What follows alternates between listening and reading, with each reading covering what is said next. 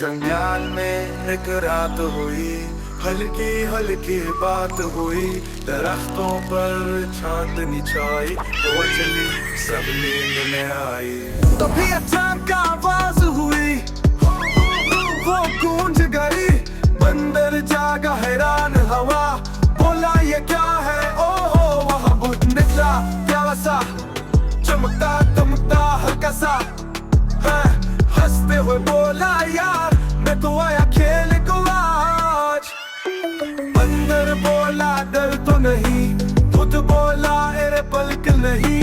दोस्त बनूंगा तुम सबका, खेलेंगे हम छुपन छुपाई कपाई का। हर खरगोश चिड़िया आई, बोली चलो छुपन छुपाई। खुद बोला मैं ढूंढूंगा, सब भागो सब छुप जाओ जा। 1 2 3 4 5 मैं रहा हूँ कूदने के। चिड़िया हंसी बंदर छुपा, सब हंस हंस कर शोर मचा। दरख्तों के पीछे घास में कहीं, सब छुपे बैठे हंसी में वही।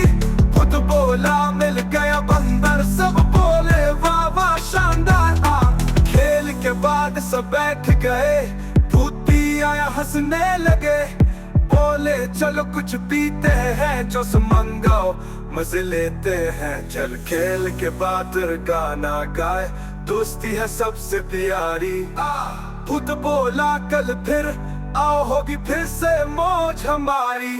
चांद चमका सब घर को गए, हंसी खुशी से दिन बीत गए। भूत अकेला मुस्कुराया, क्या मजा आया जंगल में गा।